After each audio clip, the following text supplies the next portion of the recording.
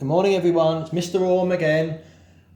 I just thought today, because it's Friday, most Fridays we're going to have a little think about some reading or some writing. So I thought it'd be a great chance to have a little think about this wonderful, wonderful book that we would have been looking at school anyway, called Kenzuki's Kingdom. Now, it's written by an author called Michael Morpurgo, who lots of you have heard of because he's written so many incredible stories down the years.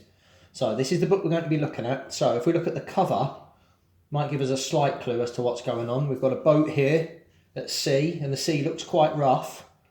And there's a man or a boy there, and a dog there, but that's all we get. So, wonder what this could be about. Let's have a look, and we'll have a read of the blurb on the back and see what this could be about. So, I disappeared on the night before my 12th birthday. Washed up on a desert island, Michael struggles to survive on his own. With no food, no water, and only his dog for company, he curls up to die. When he wakes, there is a plate beside him of fish, of fruit, and a bowl of fresh water. He is not alone.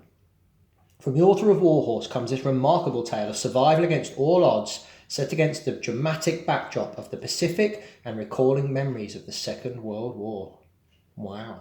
So, let's start and we'll read a few pages. So, there's lots of interesting things in this book. Look, we start straight away with a map of Kenzuki's Kingdom. I'm sure later on we'll find out what that is. I don't want to give too much away. So, let's have a look. Chapter 1, Peggy Sue. I disappeared on the night before my 12th birthday, July 28th, 1988. Only now can I at last tell the whole extraordinary story, the true story. Kenzuki made me promise that I would say nothing at all, until at least 10 years had passed. It was almost the last thing he had said to me. I promised, and because of that, I have had to live out a lie. So already we can see that this story is being told at a later date, isn't it? Whatever goes on in this story must have happened years before, because he's saying he had to wait 10 years to tell his story. I could let sleeping lies sleep on, but more than 10 years have passed now. I've done school, done college, and had time to think. I owe it to my family and to my friends, all of whom I have deceived for so long, to tell the truth about my long disappearance, about how I lived to come back from the dead. Oh, there's an interesting word that I love, deceived. Can we remember what deceived might mean? Have a little think.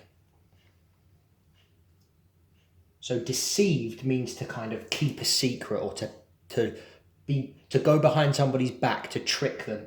So he deceived his friends and family for so long. He hadn't told the truth about what had gone on. But there is another reason for speaking out now, a far, far better reason.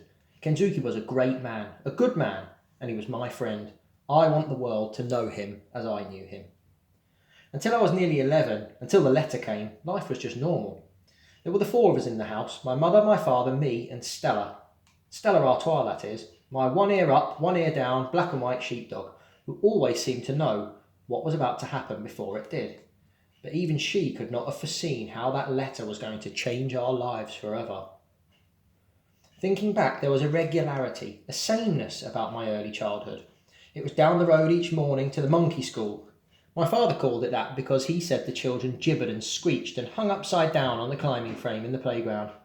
And anyway, I was always monkey-faced to him, when he was in a playful mood, that is, which he often was. The school was really called St. Joseph's, and I was happy there for most of the time anyway.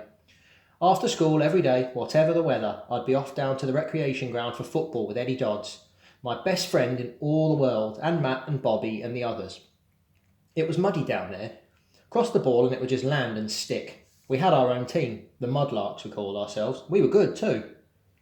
Visiting teams seemed to expect the ball to bounce for some reason, and by the time they realised it didn't, we were often 2 or 3 goals up. We weren't so good away from home. Every weekend I did a paper round from Mr. Patel's shop on the corner. I was saving up for a mountain bike. I wanted to go mountain biking up on the moors with Eddie. The trouble was I'd keep spending what I'd saved. I'm still the same that way. Sundays were always special, I remember. We'd go dinghy sailing, all of us on the reservoir. Stella Artois barking her head off at the other boats as if they'd no right to be there. My father loved it, he said, because the air was clear and clean, no brick dust. He worked down the brickworks. He was a great do-it-yourself fanatic. There was nothing he couldn't fix, even if it didn't need fixing. So he was in his element on a boat. My mother, who worked part-time in the office at the same brickworks, revelled in it too. I remember her once throwing her head back in the wind and breathing in deep as she sat at the tiller. The tiller's like the steering on a boat. "This is it," she cried. "This is how life is supposed to be. Wonderful, just wonderful." She always wore the blue cap. She was the undisputed skipper. If there was a breeze out, she'd find it and catch it. She had a real nose for it. We had some great days on the water. We'd go out when it was rough, when no one else would, and we'd go skimming over the waves, exhilarating in the speed of it, in the sheer joy of it. And there wasn't a breath of wind. We didn't mind that either. Sometimes we'd be the only boat on the whole reservoir. We'd just sit and fish instead. By the way, I was better at fishing than either of them. And Stella Artois would be curled up behind us in the boat, bored with the whole thing, because there was no one to bark at. Then the letter arrived. Stella Artois savaged it as it came through the letterbox. There were puncture holes in it and it was damp, but we could read enough. The brickworks were going to close down. They were both being made redundant. So when you're made redundant, that means that you lose your job. So the company or the business that you work for can't afford to keep you working there, so they make you redundant. They give you a little bit of money, but they say, that's it. We don't need you to work here anymore. So both his parents were losing their jobs. And I think we'll stop there just for today. So what I would love you to think about now we've had a little look at the start of this book, and we've learnt a little bit about Michael and his family and the dog and where he lives and their love of going out sailing. And if we team that with this image here that we've got on the cover, what do we think is going to happen? How do we think Kenzuki's kingdom is going to become involved? What might that be? So go away and have a little think about that. What do we think Kenzuki's kingdom is? Where do we think it is? And how do we think it might become involved in the story? How do you think Michael and his family will end up involved in this Kenzuki's kingdom? So there's something to go away and have a think about. And we'll have a little talk some more and read a little bit more on Monday. Okay, take care. See you soon. Bye.